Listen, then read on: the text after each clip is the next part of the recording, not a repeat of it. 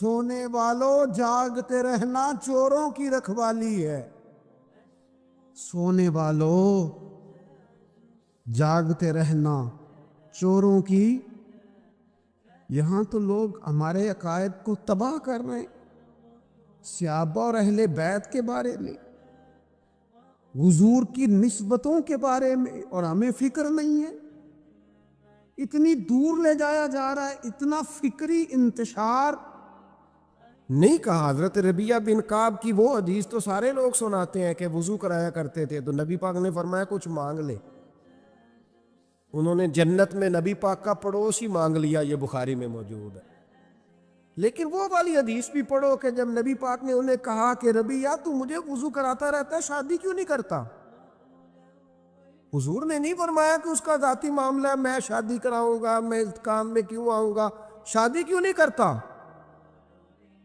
اس کی حضور کوئی کاروبار نہیں، کوئی معاملہ نہیں، کوئی رنگ روپ نہیں، اور آپ کی خدمت سے بھی رک جاؤں گا. کہتے ہیں حضور خاموش ہو گئے. اگلے دن پھر پوچھا نکاح کیوں نہیں کرتے؟ میں نے کہا حضور نہ کاروبار ہے، نہ گھر ہے، نہ مکان ہے، نہ رنگ روپ ہے، کون رشتہ دے گا؟ جب میں یہ کہہ کے باہر نکلا نا حضور خاموش ہو گئے تو میرے دل میں خیال آیا ربیعہ تو بحث کیوں کرتا ہے اور ان کو بتاتا ہے جنہیں اللہ نے سارا کچھ ہی عطا فرمایا ہوا ہے. حضور کہتے ہیں شادی کیوں نہیں کرتا تو چپ کر کے کہہ دے محبوبہ جیسے دل کرتا ہے ویسے کر دے. تم آگے سے دلیلیں دیتا پھرتا ہے. یہ بھی کو بات ہوئی. فرماتے ہیں اگلے دن میں نے ارادہ کر لیا حضور نے اگر آج کہا تو کہہ دینا یا رسول اللہ جیسے دل لو کرے. میں نے وضو کرایا. میرا خیال تھا حضور یہاں روک کے کہیں گے، یہاں روک کے کہیں گے، پر حضور نے آج بات ہی کوئی نہ کی. میں دیر تک سوچتا رہا یہاں کہیں گے، یہاں کہیں گے، پر آج حضور نے بات ہی نہ کی. میں پچھتا رہا تھا کہ 2 دن موقع ملا میں نے ضائع کر دیا. فرماتے وضو پورا کرا کے جب میں باہر نکلا دروازے تک پہنچا تو محبوب نے آواز دی. بات سن میں ٹھہر گیا. فرمایا شادی کیوں نہیں کرتے؟ کہتے میرا تو دل پھولوں کی طرح کھل اٹھا. میں نے کہا یا رسول اللہ جیسے دل کرتا ہے کرا دے. نبی پاک علیہ الصلوۃ والسلام نے فرمایا فلاں قبیلے کے سردار کے پاس جا، اسے کہا اپنی بیٹی کا نکاح تیرے ساتھ کر. کہتے میں گیا. تھوڑی دیر کے لیے توقف کیا انہوں نے لیکن پھر وہ راضی ہو گئے. میں واپس آیا. سنو یہ جی اس کا ذاتی معاملہ ہے، لیکن نبی پاک نے دیکھا کہ اس کو ضرورت ہے میری، اس کا نکاح نہیں ہو رہا، گھر نہیں آباد ہو رہا، تو حضور نے پورا کردار ادا کیا. میرے محبوب کریم علیہ الصلوۃ والسلام نے حضرت حارثہ بن نعمان کو بلایا. فرمایا تیرا ایک مکان خالی ہے؟ کہ یا رسول اللہ ہاں. فرمایا یہ میرے ربیعہ کو دے دے، اس میں رہا کرے گا، دلہن کو لائے گا. حضرت بریدہ اسلمی کو بلایا. فرمایا ایک کھجور کی گٹھلی کے برابر سونا چاہیے. یا رسول اللہ کس لیے؟ فرمایا میرے اس غلام نے اپنی بیوی کو حق مہر دینا ہے. حضرت سیدنا عثمان غنی کو بلایا، تیسرے صحابی. فرمایا ایک مینڈے کا بندوبست تو نے کر کے دینا ہے. حضور کس لیے؟ فرمایا میں نے اپنے غلام کا ولیمہ کرنا ہے، بکرے کا بندوبست کر. ساری تیاریاں کر کے دیں. حضرت ربیعہ کہتے ہیں جب میں دلہن بیاہ کے گھر لایا تو میرے دوست یار رشتہ دار مبارک دینے آئے. کہنے لگے تیری کیا بات ہے، شادی بھی اعلیٰ خاندان، ولیمہ بھی، اور کھجور کی گٹھلی کے برابر حق مہر بھی. تو حضرت ربیعہ رو پڑے. فرمانے لگے میں تو کالا کلوٹا حبشی غلام تھا، سلام بھی کوئی نہیں لیتا تھا، مجھے مبارک نہ دو، میرے مصطفیٰ پہ درود و سلام پڑھو. یہ سارا حضور کا کرم ہے. کہتے ہیں اس کا ذاتی معاملہ ہے، بھئی سارا دن تیرے ساتھ رہتا ہے، اٹھتا ہے بیٹھتا ہے، تیری نوکری کرتا ہے، تو نے کبھی پلٹ کے دیکھا ہی نہیں، تو نے کبھی اشک شوئی نہیں کی، تو نے اتنا ٹائم ہی نہیں دیا کہ تیرے کندھے پہ سر رکھ کے رو سکے، تیری توجہ ہی نہیں.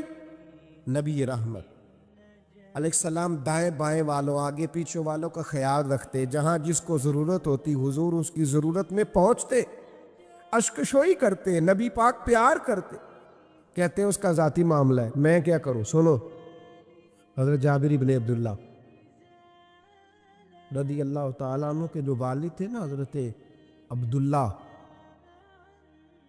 حضرت عبداللہ بن عمر رضی اللہ تعالیٰ عنہ وہ اعلیٰ ترین احد کے شہید ہیں کہ نبی پاک فرماتے ہیں رب کریم نے خود ان سے گفتگو فرمائی ہے، خود ان سے گفتگو کی اللہ تبارک و تعالیٰ نے۔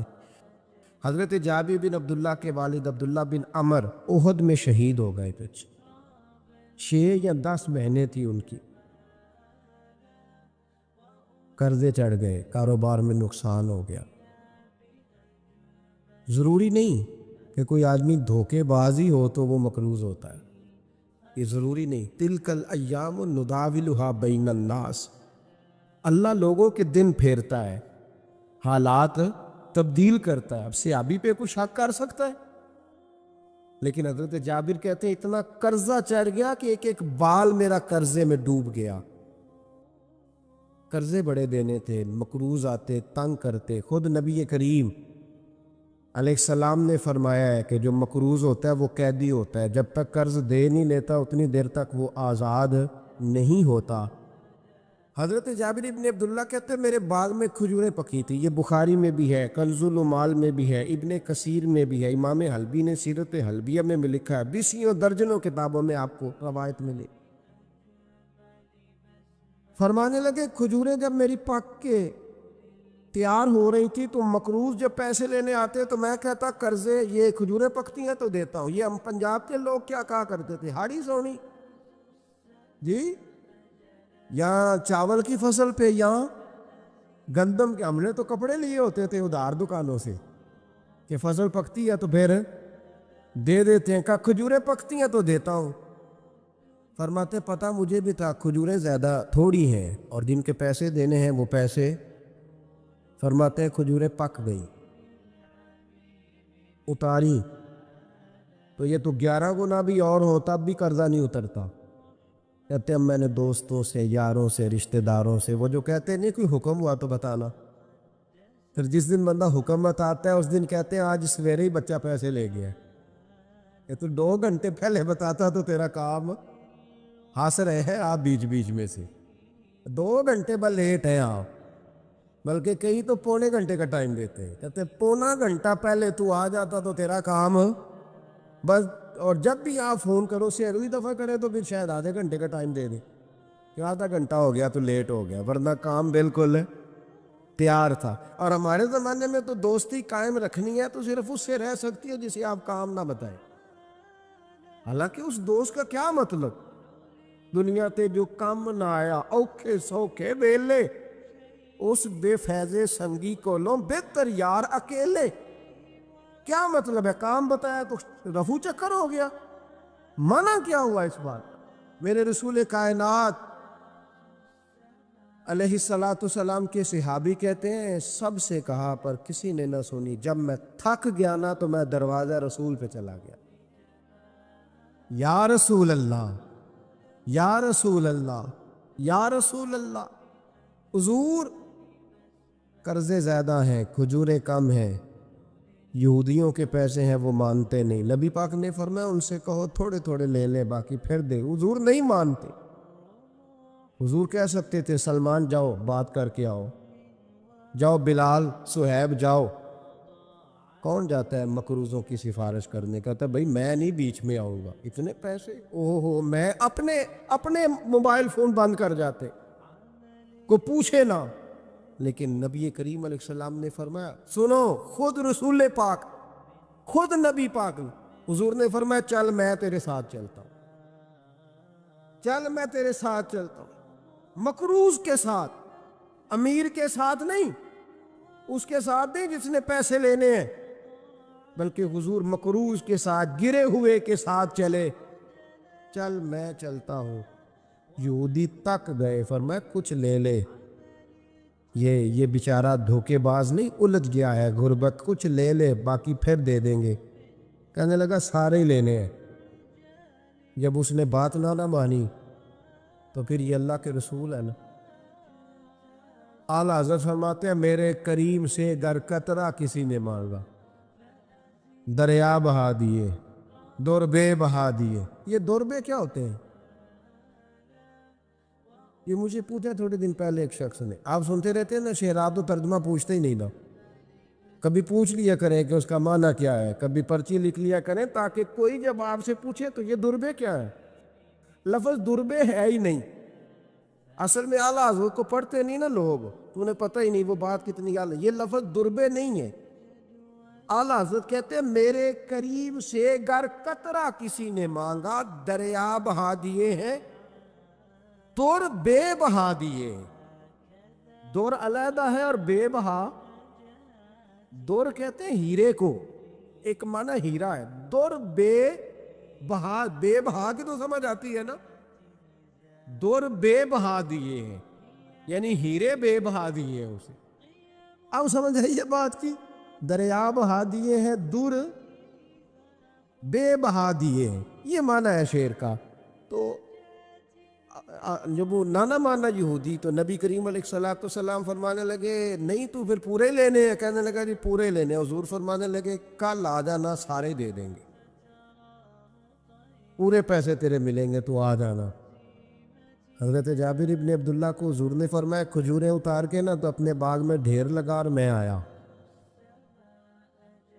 حضرت عمر حدیث کے راوی ہے، فرماتے بس رسول پاک چل پڑے. حضور نے کندھے پہ رومال رکھا، حضور چل پڑے. کوئی چٹائی نہیں بچھائی، حضرت جابر کہتے ہیں کوئی صوفہ نہیں رکھا، وہ پھولوں کے ہار میں. حضور آئے، 2-3 چکر میرے باغ کے لگائے اور کھجوروں کے ڈھیر کے پاس بیٹھ گئے. فرمایا بلا جس کے پیسے دینے، بلا، اب تنگی یہ داماں پہ نہ جا، اور بھی کچھ مانگ. بلا، فرماتے بندے کو بلایا. حضور نے فرمایا کتنے پیسے؟ حضور اتنے درہم دینار ہے. فرمایا کھجوریں تولتا جا اور دیتا جا. فرماتے میں دیتا گیا. میں نے کہا حضور اس کے پیسے پورے ہو گئے. حضور مسکرا کے فرمانے لگے چل 4-5 کلو کھجوریں اضافی دے دے، کوئی عرض نہیں. کہتے ہیں وہ بھی دے دی. حضور نے فرمایا بلا دوسرے کو. فرمایا اس کو بھی بلایا، تولتا گیا، دیتا گیا. حضور پورے ہو گئے. نبی کریم علیہ الصلوۃ والسلام نے فرمایا چل 4-5 کلو کھجوریں زیادہ دے دے.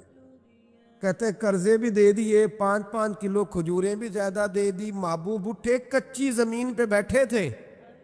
حضور نے لباس مبارک کو جھاڑا، رومال کندھے پہ رکھا. فرمایا میں مسجد جا رہا ہوں، وہاں آ کے مجھے خبر دینا، وہاں آ کے مجھے بتلانا کہ جب میں آیا تھا تب کھجوریں زیادہ تھی کہ جب واپس گیا ہوں تب زیادہ ہے. وہاں مجھے آ کے اطلاع دینی ہے، بتانا ہے مجھے. وہاں آ کے میں جا رہا ہوں، مجھے بتانا ذرا وہاں آ کے. حضرت جابر ابن عبداللہ کہتے ہیں میں نے کھجوریں تولی، میں تھک گیا. میں تھک گیا، ڈھیر تو چھوٹا تھا پر وزن ہی بڑا نکلا. کہتے ہیں میں تھک گیا، جتنی دی تھی نا اس سے زیادہ تول کے باقی پڑی رہنے دی. میں مسجد میں گیا، ذرا لفظ سننا حدیث کے. کہتے ہیں مسجد میں گیا، جا کے عرض کی یا رسول اللہ میں تول آیا ہوں. جب آپ آئے تھے تھوڑی تھی اور جب واپس آئے ہیں تو کئی گنا بڑھ گئی ہیں. حضور نے پتہ کیا فرمایا؟ فرمایا یہ بات نا جو تو نے مجھے بتائی ہے، یہ بات ذرا میرے عمر فاروق کو بھی بتا. عمر بڑا راضی ہوگا. عمر کو بھی بتلا یہ بات.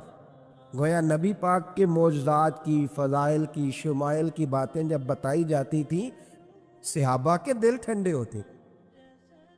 عمر کو بھی بتا، عمر راضی ہوں گے. جناب جابر ابن عبداللہ رضی اللہ تعالیٰ عنہ فرماتے میں حضرت عمر کے پاس گیا. میں نے کہا عمر میری یہ رائے تھی کہ جتنی میری کھجوریں ہیں 11 گنا اور بھی اتنی ہو تو پھر بھی قرضہ نہیں اترتا، لیکن سارے قرضے بھی اترے. 5-5 کلو کھجوریں بھی زیادہ دے دی اور پہلے سے زیادہ کھجوریں پڑی ہیں.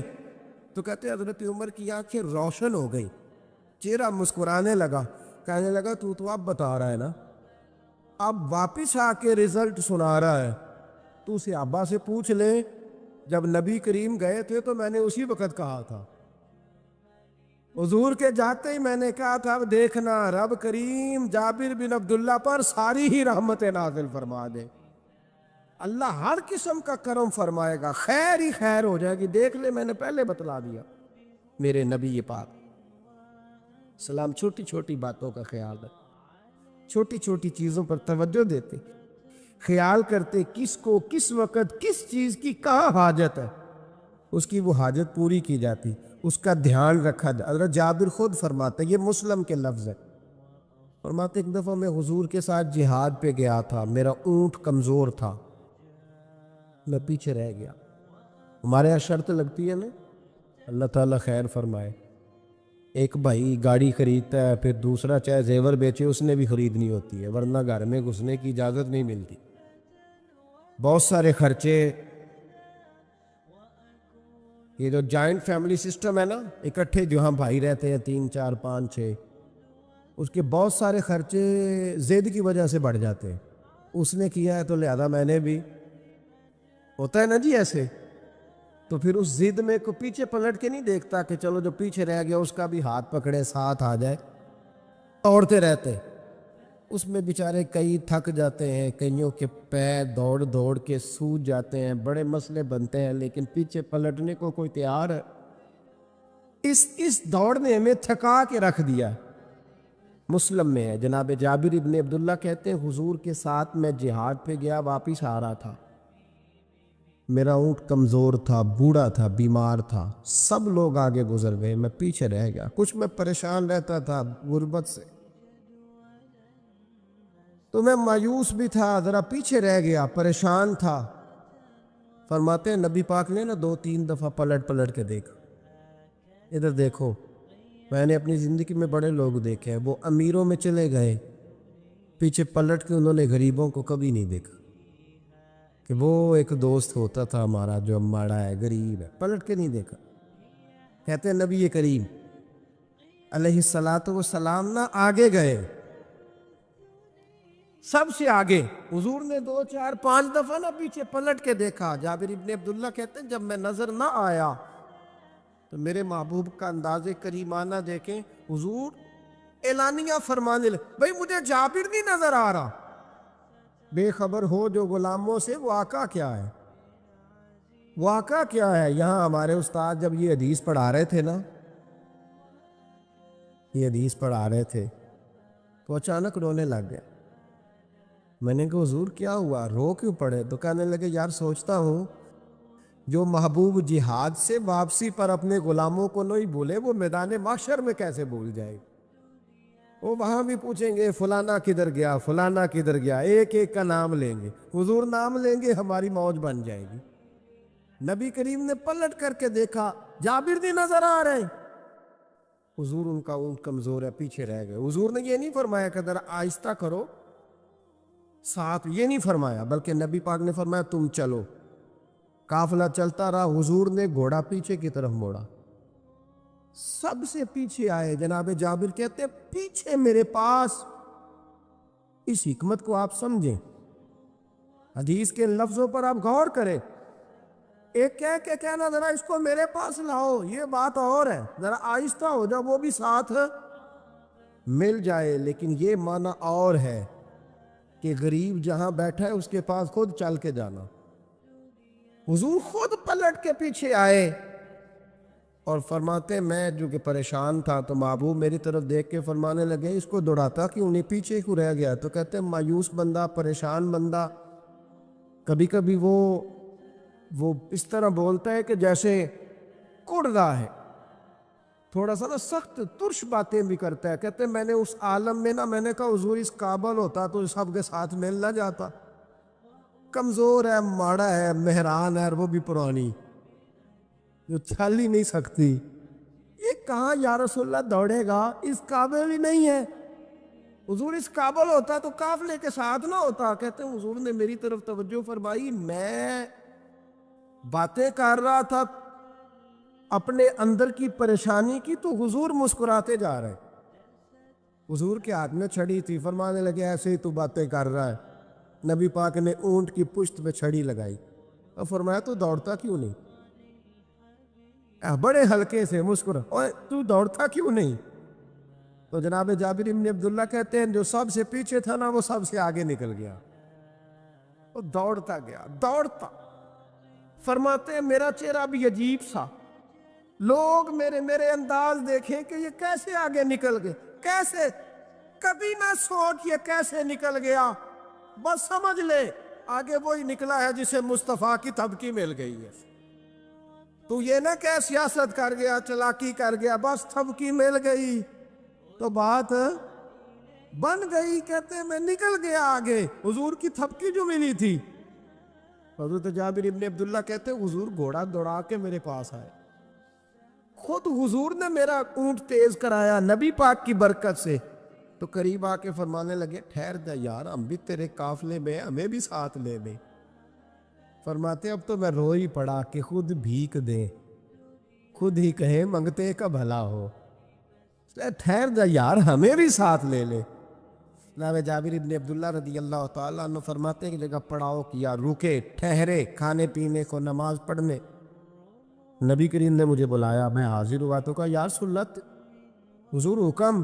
تو محبوب فرمانے لگے جابر یار تیرا اونٹ میں نے نرالا ہی دیکھا، بوڑھا ہو کے سب سے آگے نکل جاتا ہے، بیمار ہو کے، کمزور ہو کے. کہتے ہیں میں چہرہ دیکھتا جا رہا ہوں کہ حضور سارا ہی پتہ ہے آپ کو، میں کیا عرض کروں. تو محبوب فرمانے لگے پسند آ گیا، بیچ نہیں دیتے میرے ہاتھ. کہا یا رسول اللہ آپ رکھ لیں. حضور آپ کا ہی ہے. فرمایا نہیں میں پیسے دوں گا. کتنے کا ہے؟ کہا یا رسول اللہ آپ رکھ لیں. فرمایا پیسے دوں گا. یا رسول اللہ مارکیٹ میں جاؤں تو 6-7 دینار کا بکے گا. فرمایا نہیں بھائی میں تو پورے 10 دوں گا. 6-7 نہیں، میں تو پورے حساب سیدھا. 6-7 کا کیا حساب ہوا، 10 پورے کا. حضور پھر بندہ نوازی ہے نا، کون بول سکتا ہے. حضور نے فرمایا بلال تیرے پاس 10 دینار تھے. حضور ہیں. فرمایا ان کو دے دو، اونٹ کے پیسے رکھ لو اور مال نہ مدینے جا کے دے دے. جابر ابن عبداللہ کہتے ہیں میں مدینے گیا شام کو. میں نے نہ کبھی اپنے اونٹ کی اتنی خدمت نہیں کی جتنی اس دن کی. میں نے اسے بڑے پیار سے نہلایا، میں نے نئی رسی خرید کے اسے نکیل ڈالی. آج محبوب کی بارگاہ میں لے کے جانا ہے. کہتے ہیں تیاری کر کے نا، تیاری پوری تیاری کر کے، تن تندور ہڈاں دا بالن تے اسی ہاواں نال تپایا، کپ کپ مکیاں پیڑے کیتے، عشق پلے تھن لایا، تن دا سالن تے من دی ہانڈی، اتو لون صبر دا پایا. غلام فریدا وے میں ساری تیری، تینوں اجے یقین نہیں آیا. کہتے ہیں اسے بڑے پریم سے، بڑی محبت سے سجا کے، سوار کے، نکھار کے، تیار کر کے میں نبی کریم کی بارگاہ میں لے کے گیا. ظہر کی نماز پڑھ کے حضور نکلے، میری طرف دیکھا. میں نے کہا حضور پیسے لے لیے تھے، یہ آپ کا سامان ہے، مال ہے. کہتے حضور نے نکیل تھامی. میں واپس پلٹا، ابھی گلی کی نکر مڑا نہیں تھا، حضور نے آواز دی جابر ذرا سن تو صحیح. کہتے میں واپس آیا ہوں تو حضور مجھ سے باتیں کرنے لگے. فرمانے لگے یہ میرا اونٹ ہے، اسے کمزور اور بوڑھا نہ سمجھنا. کبھی جانوروں میں دوڑا کے دیکھنا، سب سے آگے نکل جاتا. اور کریم محبوب فرمانے لگے 6-7 دینار کا نہ سمجھنا، میں نے پورے 10 دینار کا خریدا. اور پھر حضور پھر مسکرائے. فرمایا جابر تمہیں پتہ ہے تحفہ لینے دینے سے محبت بڑھتی ہے. حضور ہاں. فرمایا رکھ لو، میں تمہیں تحفے میں دینا چاہتا ہوں، رکھ لو میں تحفے میں دینا چاہتا ہوں. جناب جابر ابن عبداللہ کہتے ہیں میں واپس لوٹ رہا تھا، رو رہا اور کہہ رہا تھا جیسا نبی اللہ نے مجھے دیا، جیسا رسول اللہ نے، سب سے اولا ہو اعلیٰ ہمارا علم. آنکھیں بند کر کے جھوٹ کی زندگی جی کے، اپنے ساتھ بددیانتی کر کے، دھوکہ دے کے، اپنے آپ کو دائیں بائیں، اپنے آپ کو کہیں مصروف رکھ کے کچھ وقت ضائع تو کر لیتے ہو، پر تمہیں پتہ تو ہے نا کہ عبادت اللہ کی کرنی، تمہیں اس کی خبر ہے. میرے رسول پاک علیہ وسلم نے فرمایا بندہ اللہ کے سب سے قریب اس وقت ہوتا ہے جب وہ سجدے کی حالت میں ہوتا ہے. کس کے قریب ہوتا ہے؟ اللہ کے سب سے قریب ہوتا ہے. وہ بڑا نیڑے ہے رب کے، بڑا قریب ہے، اس لیے کہ وہ حالت سجدہ میں وہ جب سجدے کرتا ہے نا، اس کی بارگاہ میں جب جھک جاتا ہے، آپ ذرا سجدے کی کیفیت دیکھیں نا، زبان بھی یہاں ہے، آنکھ بھی یہاں ہے، کان بھی، عقل بھی ساری، اس نے سارا کچھ رکھ دیا سجدے۔ آپ وہ کبھی پیچھے جائیں تو دیہاتوں میں کہا جاتا تھا ناک سے نکیرے نکالو، بہت بڑی سزا ہوتی تھی نا، ناک سے نکیرے نکالو، بڑی سزا ہوتی تھی۔ تو اس نے کہا مالک مجھے کسی نے کہا نہیں، پر دیکھنا میں نے رکھ دی ساری عقل سجدے میں، اور رکھ کے کہا کیا، سبحان ربی یا اللہ، اللہ میں پست ہوں تو اعلیٰ ہے، اللہ تو میرا رب ہے اور تو سب سے اعلیٰ اتنا۔ اور فرمایا جب یہ اس کیفیت میں ہوتا ہے تو پھر یہ اپنے رب کے قریب ہوتا ہے۔ میرے نبی کریم علیہ الصلاۃ والسلام نے مصلی سے دل لگانے کا درس دیا، حضور نے توجہ دلائی، صحابہ اس ذوق کے حامل لوگ تھے، وہ کوشش کرتے تھے۔ جناب صدیق اکبر رضی اللہ تعالیٰ عنہ کا عبادت کا مزاج ہمیشہ قائم رہا۔ حضرت عمر فاروق ساری رات اللہ کے حضور کھڑے رہے۔ حضرت عثمان غنی رضی اللہ تعالیٰ عنہ عشاء کی نماز پڑھ کے 2 رکعتوں کی نیت باندھتے تھے، 15 سپارے پہلی رکعت میں پڑھ دیتے اور 15 سپارے قرآن مجید کے دوسری رکعت میں پڑھ دیتے۔ آپ نے نا حضرت عمر فاروق کے وصال کے بعد ان کی ایک بیوہ سے نکاح کیا، حضرت عثمان غنی نے نکاح کیا۔ وہ خاتون آپ کے نکاح میں آئیں تو عرض کرنے لگی امیر المومنین میرے لیے اعزاز تو بہت ہے کہ میں امیر المومنین کی بیوہ تھی تو امیر المومنین کی منکوحہ ہو گئی ہوں، لیکن حضور نہ تو میں جوان ہوں کہ میرے اندر رغبت ہوتی اور نہ میں اب اس قابل ہوں کہ کوئی خدمت کر سکوں، میرے ساتھ نکاح کی وجہ کیا بنی؟ عثمان غنی رو پڑے، فرمانے لگے میں نے عمر فاروق کو مسجد میں اپنے رب سے ڈرتے ہوئے دیکھا، میں نے اسے روتے ہوئے دیکھا، عدل کرتے دیکھا، انصاف کرتے دیکھا، امت کی خیر خواہی کرتے دیکھا۔ تمہارے ساتھ نکاح اس لیے کیا ہے کہ تم مجھے یہ بتاؤ کہ عمر فاروق گھر کے اندر اپنے رب کو کیسے راضی کرتے، گھر کے اندر کیسے راضی کرتے تھے، وہ طریقے بتلاؤ، تم بتاتی جانا اور میں بھی اسی طرح گھر میں عبادت کروں۔ جس گھر میں اللہ کا ذکر ہوتا ہے وہ گھر زندوں کا ہے، اور جس گھر میں رب کریم کا ذکر نہیں ہوتا وہ گھر زندوں کا نہیں ہے۔ گھر نا ہم نا کتابوں میں پڑھتے ہیں کہ بزرگ کہتے ہیں، حضرت فضیل بن عیاض کہتے ہیں کہ میں ایک گلی سے گزر رہا تھا تو گھر کے اندر کسی قاری صاحب نے قرآن کی آیت پڑھ دی وَلِمَنْ خَافَ مَقَامَ رَبِّهِ جَنَّتَانِ، میں تے میرے کانوں سے ٹکرائی تو اللہ نے میری کایا ہی پلٹ دی، میں توبہ کر گیا۔ اب گھر کے اندر سے آواز آئے تو صحیح نہ تلاوت کی، پر اندر سے آواز آتی نہیں ہے، ڈیک بجنے کی آواز آتی ہے یا ٹی وی چلنے کی آواز آتی ہے یا دھوم مچانے کی آواز آتی ہے۔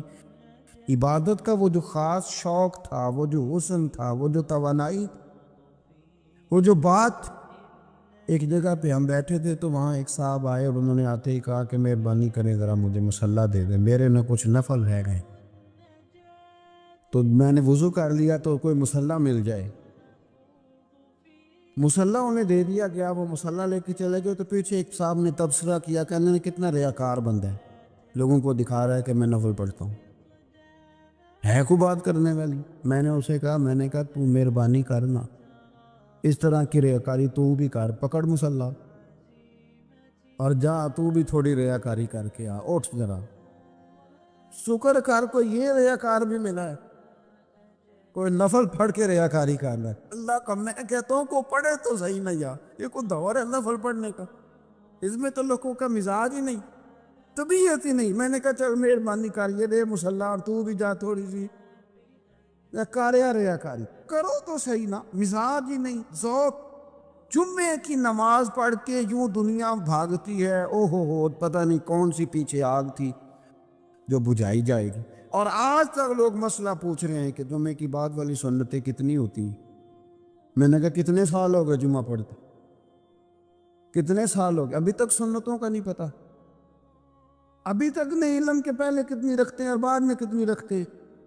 فجر کی سنتیں کب پڑھنی چاہیے؟ سنو فجر کی سنتوں کے بارے۔ میرے رسول کریم سید عالم صلی اللہ تعالیٰ علیہ وسلم سے ایک صحابی نے پوچھا تھا، حضور میری فجر کی سنتیں رہ گئیں یا رہ جاتی ہیں تو حکم کیا ہے؟ کیا انداز ہے حضور کا! بخاری مسلم کے لفظ سنو، حضور سید عالم صلی اللہ علیہ وسلم فرمانے لگے، اس نے کیا پوچھا تھا؟ حضور جواب کیا دیتے؟ فرمایا فجر کی سنتیں کبھی نہ چھوڑنا، فجر کی پہلی 2 سنتیں کبھی نہ چھوڑنا۔ یا رسول اللہ صلی اللہ تعالیٰ علیہ وسلم میری رہ گئی ہیں، رہ جاتی ہیں۔ فرمایا فجر کی 2 سنتیں نہ چھوڑنا، فرمایا فجر کی پہلی 2 سنتیں مجھے دنیا اور دنیا کے اندر جو کچھ ہے وہ سب سے زیادہ پیاری ہے۔ فجر کی 2 سنتیں دنیا اور دنیا میں جو کچھ ہے مجھے وہ سب سے زیادہ پیاری ہے، اس لیے فجر کی سنتیں نہ چھوڑ۔ اپنا ذوق، اپنی طبیعت، ہم نے نا ذوق غلط بنا لیا۔ اگر 20 بندے کہہ بھی دیں گے تو نے بڑی شاندار تلاوت کیا تو کیا اسے بنے گا؟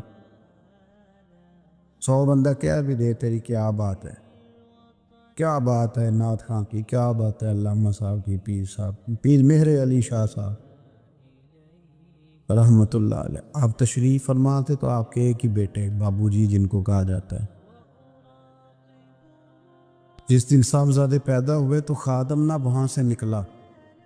ان لوگوں کے شوق اور طرح کے تھے نا، تو ان کی توجہ بھی اپنے شوق کی طرف رہتی، تو خادم نکلا اندر سے، پیر صاحب مبارک ہو، پیر صاحب مبارک ہو، پیر صاحب مبارک ہو، پیر صاحب مبارک ہو، شور کر رہا ہے۔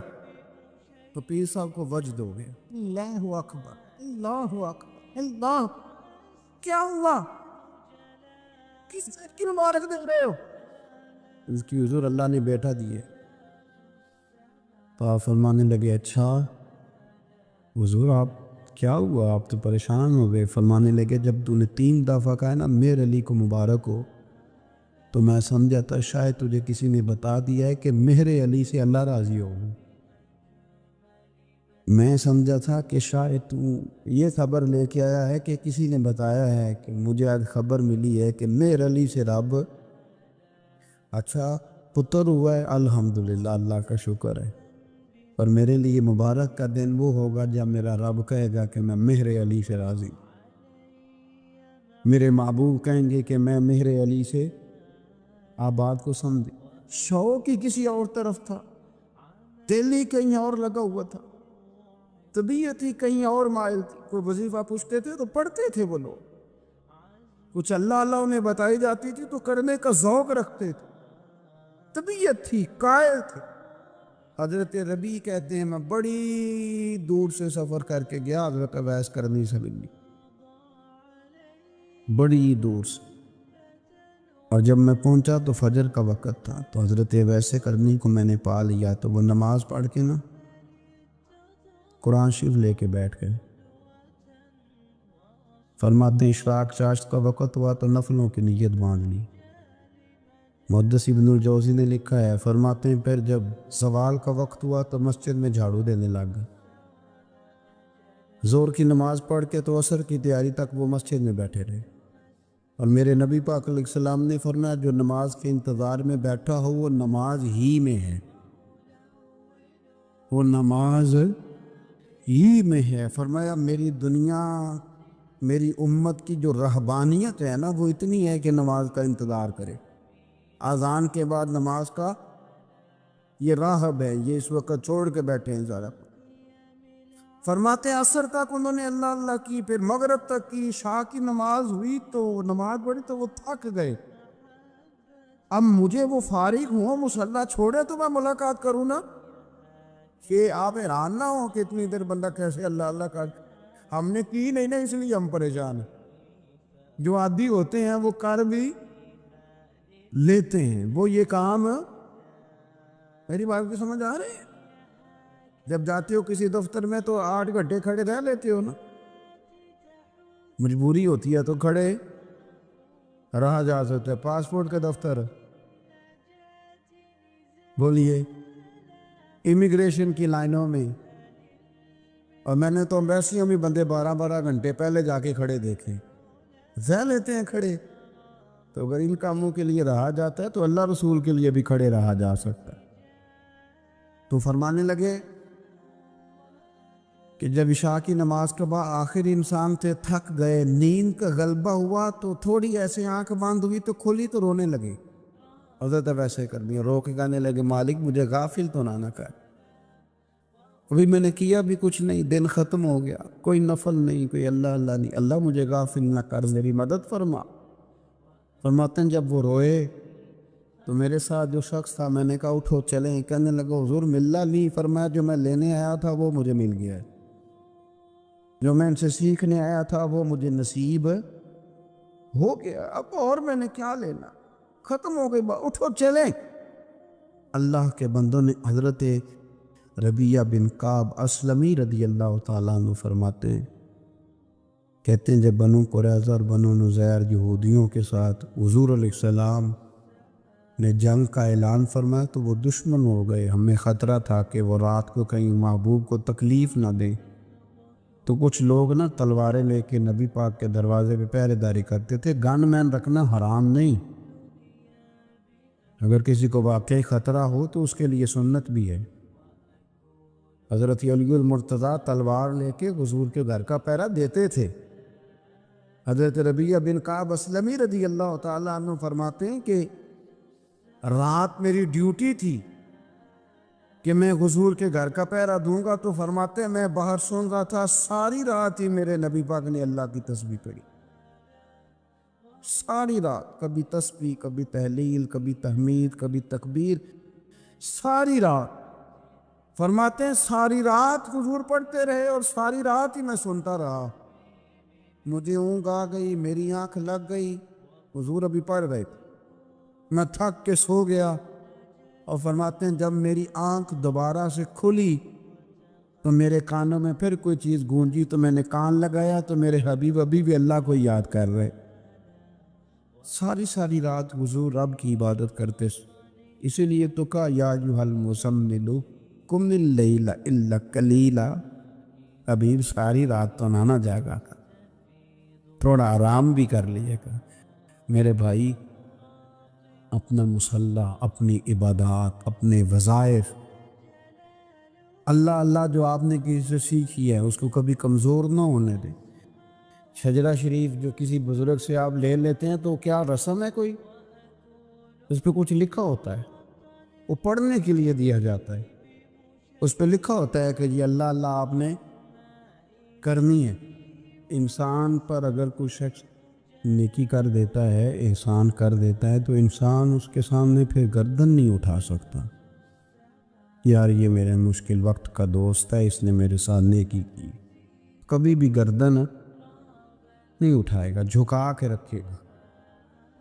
تو اگر عام کوئی نیکی کر دے تو اس کے سامنے انسان کبھی گردن نہیں اٹھاتا، تو جو رب ساری نعمتیں عطا فرمائے، جو کہے کہ تیری تخلیق میں نے کی، تجھ سے پہلوں کو بھی پیدا میں نے کیا، تیرے لیے زمین کا بچھونا بھی میں نے بچھایا، آسمان کی چھت بھی میں نے لگائی، تیرے لیے زمین سے ساری اناج کو، پھل کو، کھیتیوں کو نکالا بھی تیرے لیے، اب تو اس طرح کر کہ تو میری عبادت کر، تو میری بارگاہ میں جھک جا۔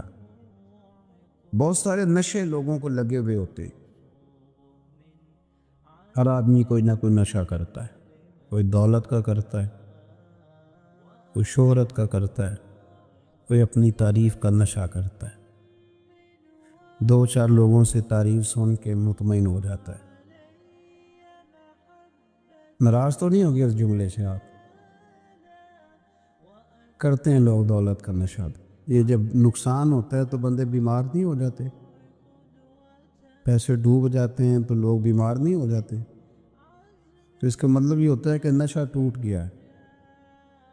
اب بہک ہوئے ہیں نا تھوڑے سے تو کانپتے ہیں، تڑپتے ہیں، پریشان۔ نشہ ہی اسی طرح ہی کرتا ہے نا، نہیں ملتا تو پریشان ہوتا ہے۔ یہ سارے نشے ہیں، مختلف قسم کا نشہ. ہم مانتے نہیں اس بات کو, تسلیم نہیں کرتے, کیونکہ تسلیم کرنا بڑا مشکل کام ہے.